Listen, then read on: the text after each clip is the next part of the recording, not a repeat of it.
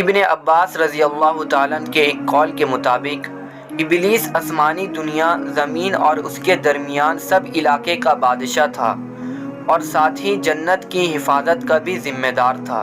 ابلیس کا نام حارث اور دوسری روایت میں عزازل بھی آیا ہے۔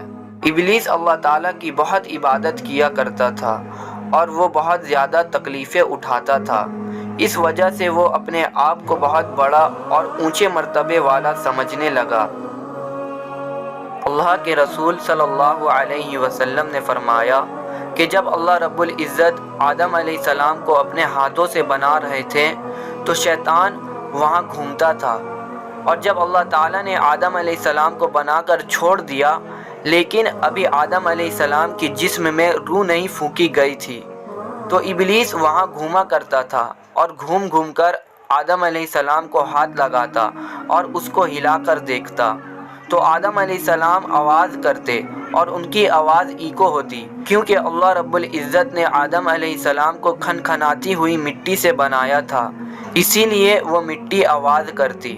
اور ابلیس یہ سمجھ گیا کہ جو مخلوق بننے والی ہے وہ بہت کھوکھلی اور کمزور ہے، میں اس کو آسانی سے بہکا سکتا ہوں اور اسے گمراہ کر سکتا ہوں۔ ابھی شیطان نے دشمنی لی نہیں تھی، ابھی وہ واقعہ شروع نہیں ہوا تھا جو اللہ رب العزت نے ابلیس کو سجدے کا حکم دیا تھا، لیکن ابلیس اتنا سمجھ گیا تھا جو مخلوق بننے والی ہے وہ بہت کمزور ہے۔ حضرت ابن عباس رضی اللہ تعالیٰ عنہ اور دوسرے صحابہ اکرام کی روایتوں کے مطابق اللہ تعالیٰ نے جب آدم علیہ السلام کے پتلے میں روح پھونکنا چاہا تو فرشتوں سے فرمایا کہ جب میں اس میں روح پھونک دوں تو تم اس کے سامنے سجدے میں گر جانا۔ پھر جب اللہ تعالیٰ نے آدم علیہ السلام کے جسم میں روح پھونکا تو وہ سر کے طرف سے جسم میں داخل ہوئی، جس کی وجہ سے آدم علیہ السلام کو چھینک آ گئی، جس پر فرشتوں نے کہا الحمدللہ کہیں، تو آدم علیہ السلام نے الحمدللہ کہا، تو اس پر اللہ تعالیٰ نے کہا رحمک ربک، یعنی اللہ تجھ پر رحم کرے۔ جب روح آنکھوں میں داخل ہوئی تو آدم علیہ السلام نے جنت کے پھل اور میووں کو دیکھا۔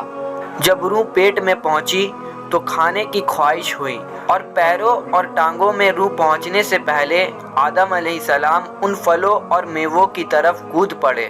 تو اس پر ابلیس یہ بھی سمجھ گیا کہ اس مخلوق کے اندر بہت جلد بازی ہے۔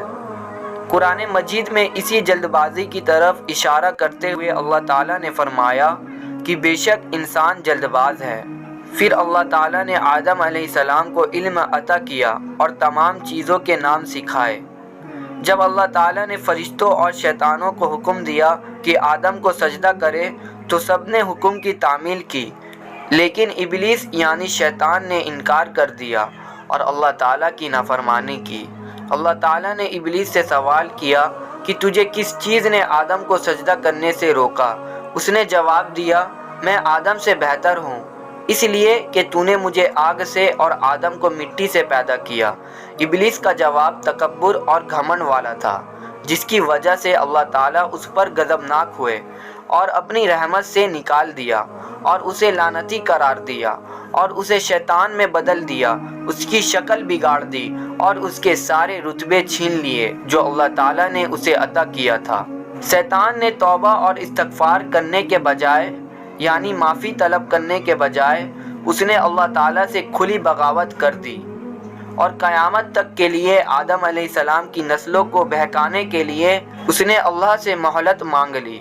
اللہ تعالیٰ کے علم اور حکمت کا بھی یہی تقاضا تھا کہ اولاد آدم یعنی ہر انسان کی آزمائش کی جائے، لہٰذا اللہ نے اس کی درخواست کو قبول کی اور اسے لمبی عمر عطا کی، اور آخرت میں اس کو اور اس کی پیروی کرنے والوں کا ٹھکانہ جہنم قرار دیا۔ اس لیے اللہ تعالیٰ قرآن مجید میں فرماتے ہیں شیطان کے قدموں پر نہ چلو، وہ تمہارا کھلا دشمن ہے، وہ تمہیں برائی اور بے حیائی کی کام کرنے کو کہتا ہے۔ اس لیے ہمیں شیطان کے راستے پر نہیں چلنا چاہیے، اور اگر ہم سے کوئی گناہ ہو جائے تو اللہ سے معافی طلب کرنا چاہیے، یعنی اللہ سے معافی مانگنا چاہیے۔ بے شک اللہ تعالیٰ بڑے غفور الرحیم ہیں، یعنی بڑے معاف کرنے والے ہیں۔ اللہ ہمیں شیطان کے چال سے حفاظت فرمائے، آمین ثم آمین۔ Jazakallah khair for watching this video.